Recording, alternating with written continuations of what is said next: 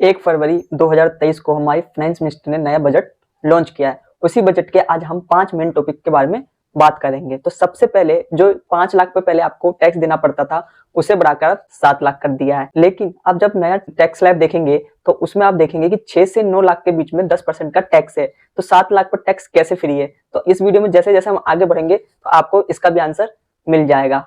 दूसरा point, tax rebate. Tax rebate को भी इंक्रीज कर दिया है। जो टैक्स रिबेट पहले आपको 12,500 का मिलता था, उसको 25,000 कर दिया है अब। और तीसरा पॉइंट, रिड्यूसिंग सरचार्ज। पहले जो सरचार्ज था वो 37% था, उसको रिड्यूस करके 25% कर दिया है। चौथा, एड स्टैंडर्ड डिडक्शन। पहले जो न्यू टैक्स रिजीम था उसमें स्टैंडर्ड डिडक्शन ऐड नहीं था, लेकिन इस बार के न्यू टैक्स रिजीम में स्टैंडर्ड डिडक्शन भी ऐड कर दिया गया है। और पांचवा, आप न्यू टैक्स रिजीम में कोई भी एग्जेम्पशन क्लेम नहीं कर सकते सिवाय स्टैंडर्ड डिडक्शंस के।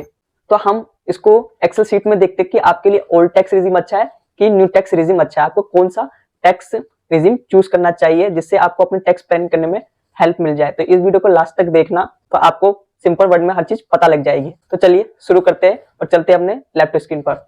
जैसा कि हम अपने लैपटॉप स्क्रीन पर आ चुके हैं, तो एक तरफ हमारा ओल्ड टैक्स रिजीम है, एक तरफ हमारा न्यू टैक्स रिजीम है। जो येलो कलर से है वो हमारा इनकम है, और फिर उसके बाद हमारा डिडक्शंस है, उसके बाद हमारा टैक्सेबल इनकम है, उसके बाद हमारा टैक्स स्लैब है, उसके बाद टोटल इनकम टैक्स है हमारा, उसके बाद एग्जेम्पशन है, उसके बाद हमारा कितना टैक्स पे करना है वो है।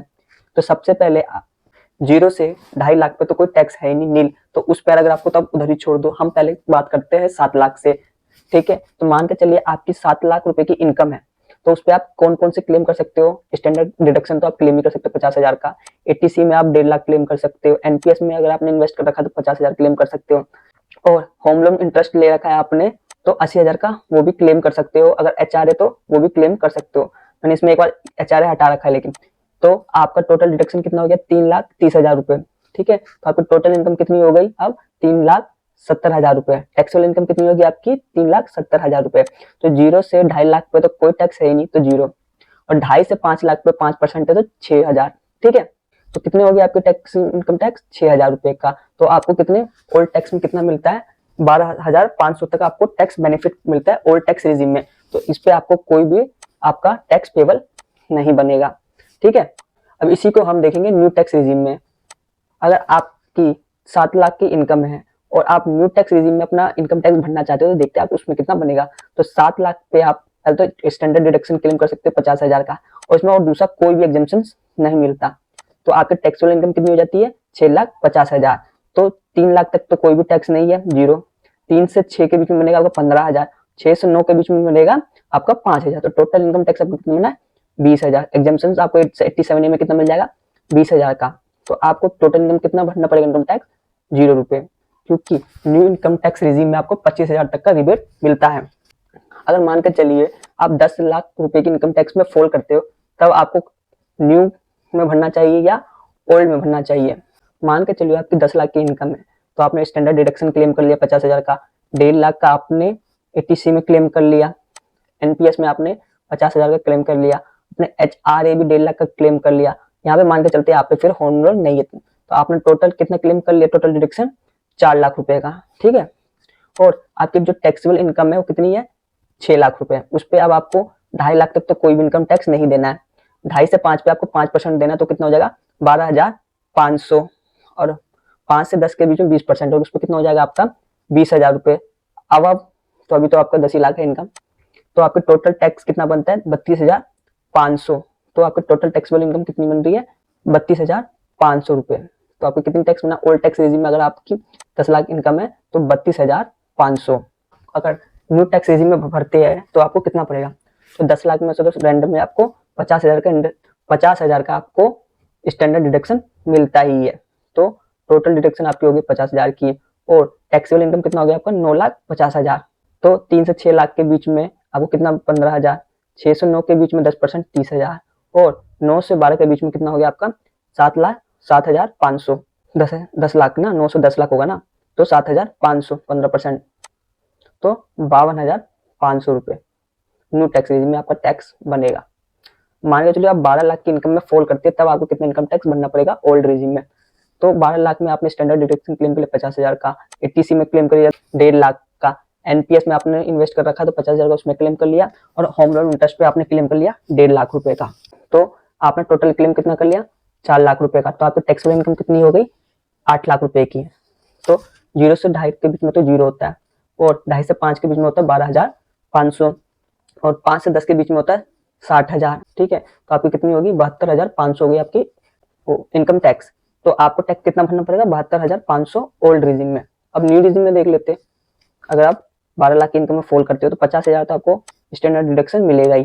तो आपको कितना हो गया टैक्सेबल इनकम 11,500 रुपए, जिसमें से आप 3 लाख तक कोई टैक्स देना ही नहीं है। 3 से बीच में 5% है तो 15,000, 6 से 9 के बीच में है तो 10% 30,000, और 9 से 12 के 15% 37,500, तो टोटल हो गया 82,500 रुपए। अगर आप 15 लाख की इनकम में फॉल करते हो तो मान के चलिए आप ओल्ड टैक्स में 50,000 का क्लेम कर लोगे स्टैंडर्ड डिडक्शन, एटीसी में क्लेम कर लोगे 1.5 लाख का, एनपीएस में क्लेम कर लोगे 50,000 का, एचआरए क्लेम कर लोगे 3 लाख रुपए का, तो टोटल डिडक्शन आपकी कितनी हो गई 5,50,000 रुपए। तो टैक्सेबल इनकम कितना हो गया आपका 9,50,000 रुपए। तो 2.5 लाख तक तो कोई है नहीं, 0। 2.5 से 5 के बीच में 12,500, 5 से 10 लाख के बीच में 20,000, 90,000, और इनकम टैक्स कितना बन गया आपका 1,02,500 रुपए ओल्ड टैक्स रिजिम में।